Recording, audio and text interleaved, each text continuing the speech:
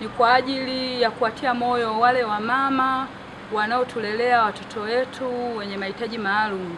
Kwa lengo letu kwamba tunaona kesho ni sikukuu, tumeona kwamba angalau kesho majiko yao nayo yawake. Wale wamama wanafanya kazi kubwa sana ya kulea watoto.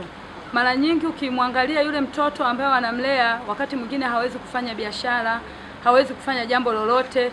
Kwa hiyo kama lete mabadiliko chanya, tunataka kuleta mabadiliko kwa hawa mama. Kwanza kubadilisha kifikra, mabadiliko yao wajitambue kwamba wao pia wanaweza kufanya jambo kubwa, lakini pia kuendelea kuwalinda hawa watoto ni baraka kutoka kwa Mungu. Kwa sababu watoto hawa wamepewa na Mungu na ni haki yao kuwalea. Kwa hiyo kwa kujumuika pamoja na taasisi nyingine ikiwepo Green Kids and Youth Foundation na taasisi nyingine ya Orphan, tumeamua kufanya kitu hiki kwa pamoja, kuunganisha nguvu kuleta mabadiliko chanya katika wilaya ya Temeke.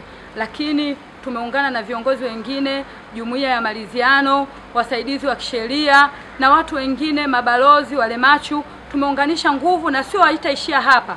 Na mwezi wa tano tarehe 10 tutakuwa Morogoro kwa ajili ya tukio kama hili tena.